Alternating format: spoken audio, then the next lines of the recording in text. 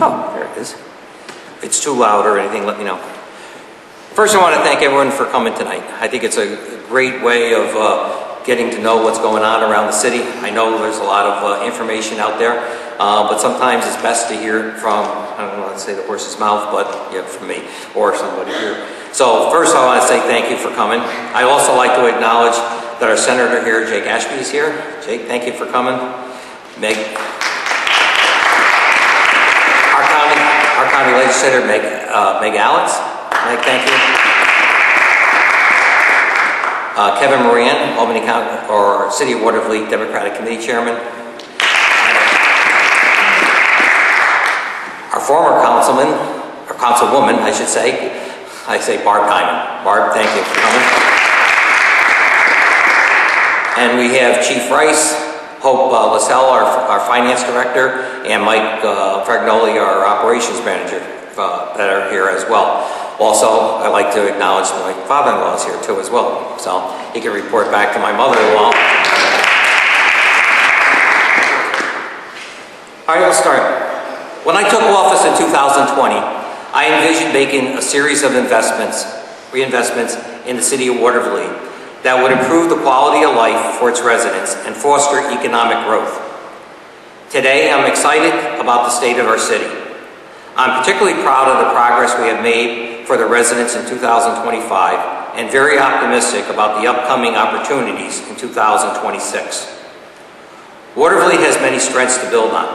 Our location, the existing infrastructure, but more importantly, our residents. The residents in Watervliet create a sense of community and pride in our hometown that is central to our identity. Much of our growth has focused on enhancing these natural strengths. At the same time, the city faces a lot of challenges. We've experienced a change in our operational leadership in 2025, resulting in the loss of the former finance director and the former general manager who left in early March and was replaced, though, back in April of this year. We have an older housing stock, an overall decrease in population, and shifts in employment trends.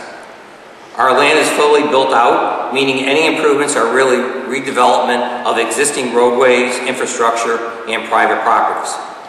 Even with these challenges in 2025, we made quite a bit of headway in our efforts of rebuilding our city. Many of these redevelopment projects have been grant funded, or alternatively, as a result of donations or the work of volunteers. This is because we are persistent, tenacious, and meeting the challenges heading through our collaboration and resourcefulness and hard work, making the ongoing theme of my administration to rebuild, redevelop, and reinvest. So let's take a look at the progress of rebuilding, redeveloping, and reinvesting Watervliet over the year. The purpose of economic development, of course, is growth. We want economic growth because it will improve the economic well-being of our city. Redevelopment challenges our economic growth as additional costs are associated with them. However, the task of economic development is to rearrange our resources and to create the value in today's market. We've been taking action throughout my term to foster economic growth. The city is well positioned to grow a labor force for employment opportunities available throughout the capital region. The way to attract labor force is through diverse housing options, quality of life amenities, and proximity to necessary services. To that end, we've been redeveloping underutilized properties, vacant properties, and those that pose a threat to safety or health. Many of these properties are being or have been redeveloped are missing the middle type housing, 2- and 3-family homes. Getting these new homes occupied helps the city to grow a labor force through increased housing, and this is one means of economic growth. Residential growth also supports our local businesses as an increase in residents provides foot traffic for a broad customer base to our local businesses.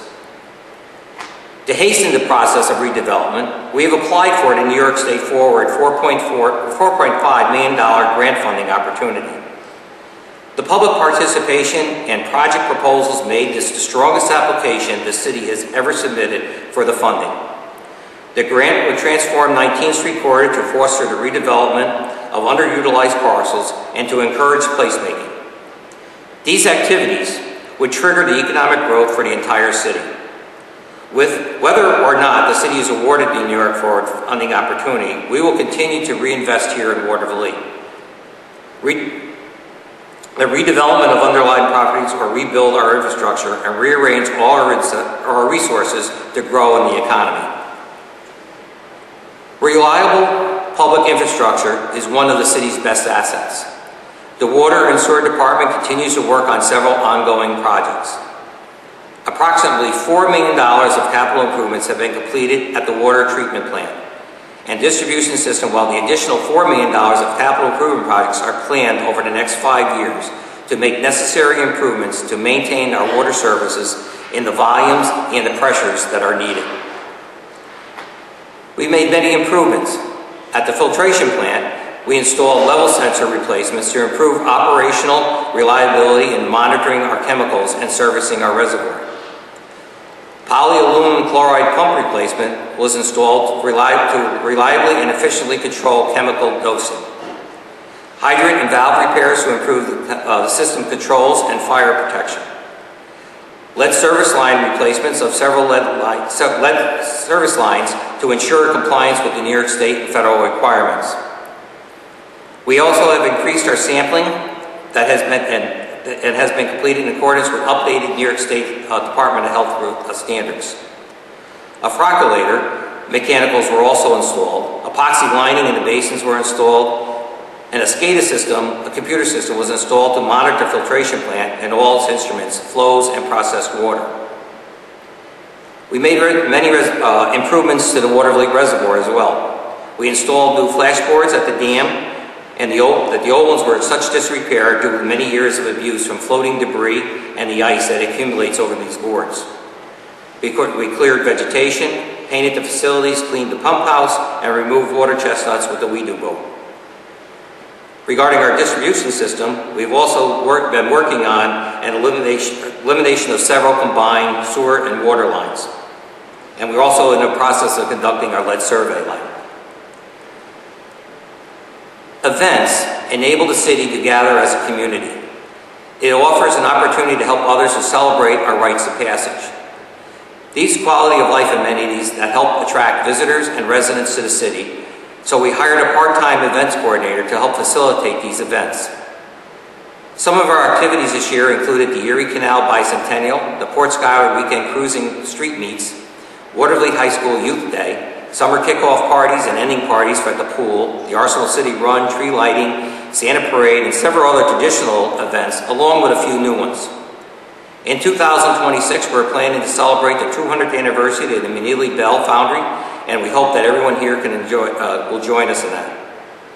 Finally, since it was difficult for many residents of the city collaborated with local organizations to help provide additional support to residents during a government shutdown, with both the county and United Way to hand out grocery cards to SNAP recipients, and conducted food distribution events and food drives to suffering families with the Regional Food Bank, Redemption, and Immaculate Heart of Mary Church.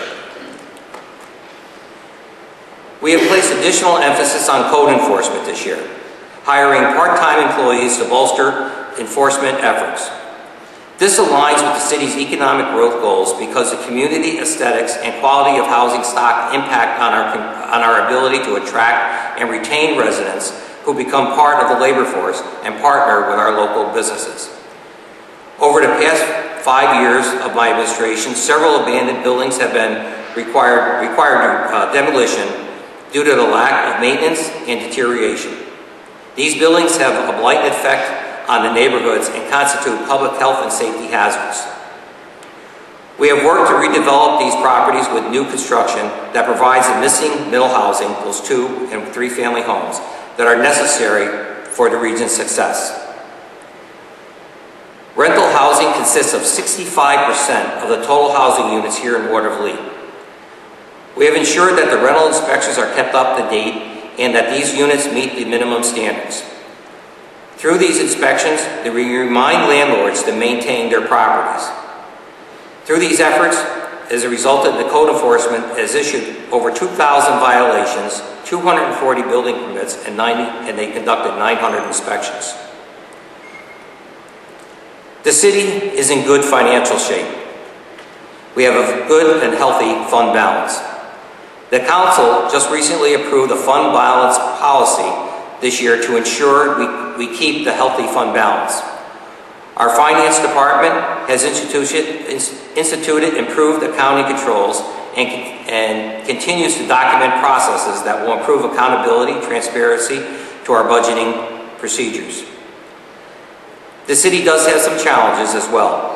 A large portion of our revenue budget relies on sales tax, which of course fluctuate.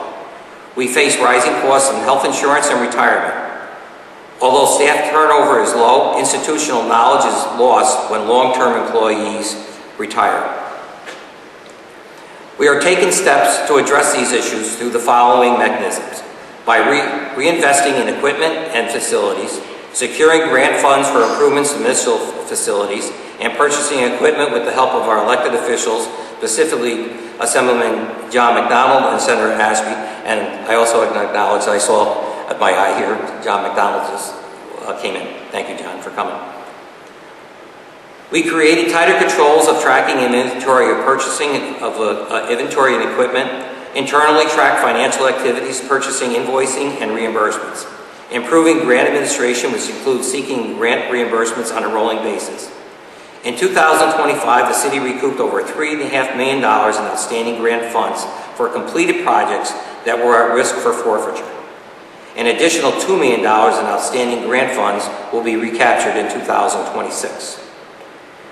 We've been concentrating on cross-training of existing staff to ensure coverage during employee absences, hiring more part-time employees to fill the roles where practical, sharing services, such as the new assessor that we have now with the City of Cohoes, and investing in existing staff through training and promotions. Our Department of Public Works includes the highway and sanitation crews.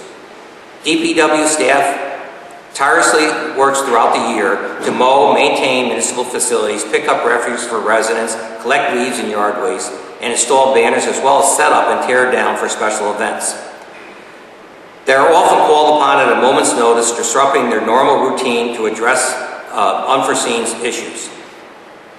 To support their work, we are conducting studies and seeking grants for infrastructure improvements, such as we're looking now to improve the traffic safety by working with the Capital Region Transportation Council to study the pedestrian and traffic safety, specifically 19th Street, to determine whether we should move the traffic signal from 6th Avenue, one-way traveling north, to the intersection of 5th Avenue and 19th Street. Also, to improve the safety and connectivity of the bike paths along Route 2 and 32. We engage consultants to begin the due diligence along 25th Street to design a road reconstruction that will accommodate truck traffic, parking, and pedestrians. This is going to be a $7 million project funded by DOT using transportation improvement funds. The city is using an additional, the allocation of its state touring money to match the 20%. We are collaborating again with DOT and the City of Troy to redesign the Congress Street Bridge and an intersection at 19th Street and 2nd Avenue. We recently received a grant to purchase a new recycling truck for collecting yard waste. And we did perform seasonal paving throughout the city, which was paid for through the CHIPS money funding. Our parks provide an affordable, safe place to gather and play. Through creative design, they create a sense of community and offer enrichment opportunities. To further enhance the sense of community, we hosted several community events. Again, like the car shows at Hudson Shores Park and the gazebo down at Port Schuyler.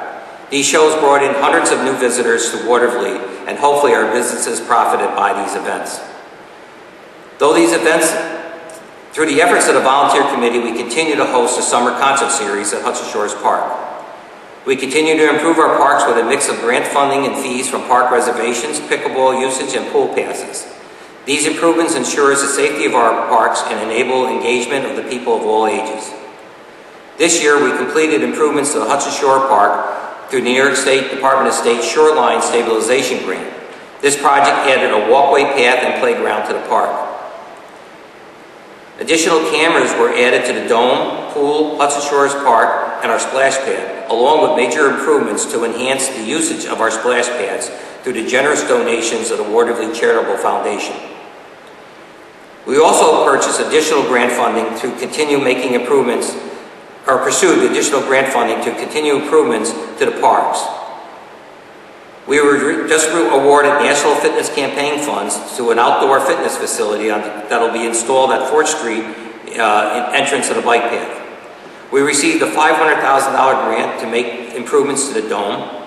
We have a DASNY grant through the efforts of Assemblyman John McDonald for a bathhouse improvements at the pool facility. Albany County Recreation grant for $15,000 to add some needed equipment at various parks. And a big win for Watervliet was we were just awarded the $7.4 million to reconstruct the new swimming pool. We're planning several projects to build on the existing park infrastructure. 5 years since the barge broke loose, we are partnering with a local business owner who will install a restaurant in a temporary location at Hudson Shores and further applying for a new boathouse for crew teams. We plan to improve the amenities of our dog park to include an agility course led by a 5-year-old young resident here in the city. As previously discussed, the city relies on grant funding for many of its capital projects. This enables the city to provide more quality of life amenities and better services to its residents. In addition to the grant fund projects we previously mentioned, this year we received funding to equip the senior center with an emergency generator. A true indicator of our community's values lies in how we treat our most valuable citizens, our seniors. We will continue to look for more ways to improve this facility. Our tree committee was an invaluable asset to our community. He planted over 60 new non-invasive trees funded by Capital Roots. We are entering phase 2 of our water treatment plant project and will continue the CSL project. In 2026, we have been working with the City of Troy to purchase a sewer vac truck, and we're preparing applications for funding to install an elevator at City Hall. I commend our dedicated police department for their outstanding services over the past year. Watervliet Police responded to 17,800 calls, including 450 domestic-related incidents. Officers investigated approximately 400 motor vehicle crashes throughout the city and conducted 4,687 traffic stops. The department made 476 arrests, including 10 gun-related arrests, and officers successfully removed 87 impaired drivers from the city streets who were operating vehicles that were impaired with either alcohol or drugs. Additionally, officers issued 2,744 traffic summonses, an ongoing effort to improve roadway safety and reduce dangerous driving behavior. In 2025, the Watervliet Police Department made significant progress with the New York State Police Accreditation Program, passing the initial assessment. Thank you for the efforts by Chief Rice and his staff. Watervliet Police Department was awarded a U.S. Department of Justice grant in the amount of $200,000 for the purchase of an evidence storage building. This grant will significantly enhance the department's ability to secure, store evidence, improve operational efficiency, and ensure long-term compliance with evidence handling and accreditation standards. The department successfully implemented and continued to operate the Child Identification Program under the supervision of School Resource Officer Negron, enhancing child safety and emergency preparedness for our local families.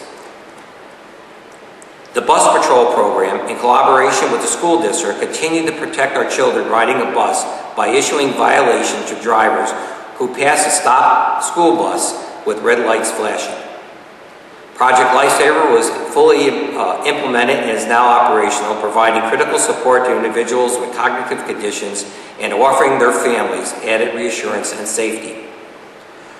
Our police department under Chief Rice held their second annual holiday toy giveaway, assisting approximately 1,500 children, with the initiative expanded to include the village of Manans, the village of Green Island, and the city of Cohoes. I am equally proud of the fire department with their high-level professional services in handling 2,725 calls. The Watervliet Fire Department responded to 61 fires, 2,012 medical emergencies, and 63 hazardous conditions. This year, they implemented a new reporting system that will enable the analysis of call data for the purpose of making empirically based decisions. The fire department used excess funding to need assistance for a firefighter grant to train the full department at a firefighter safety survival training course that included a live burn module. They also purchased two smoke detector ejector fans and 2 multi-gas detectors.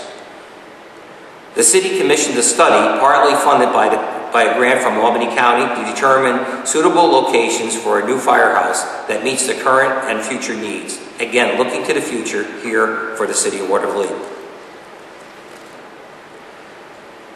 As you can see, we have been able to accomplish much over the past year. Most of it has been through collective persistence, creativity, and collaboration. We will continue to look for the smartest, most efficient, and economical ways to improve our services, reduce our costs, and make Watervliet a better place to live for all of us. Looking toward the future, we will continue to seek funding to improve our parks, reconstruct our roadways and streetscapes, and improve residents' lives. We have applied for and await notice to construct a new restroom at Hudson Shores Park that will complement the potential new restaurant at the park, and funds to conduct a valve study for our water distribution system. As mayor, I remain in constant communication with residents on important events and issues through my email distribution list, social media, and public meetings. If you have not signed up for any of these communications, please reach out to the City Hall and add your name to my list. We especially appreciate the numerous donations from civic groups, businesses, and former residents who take pride in their hometown. It is a testament to their character for those who call Watervliet their hometown. I'd like now to close the State of the City address by thanking you for being engaged in this community. I also want to thank Barb Diamond for her years of service, lending her experience in human resources and management. She will be missed. We welcome Anthony Ferradino as our new councilman. So I thank you for listening. I'll be around after the council meeting here to answer any questions, and thank you again for coming.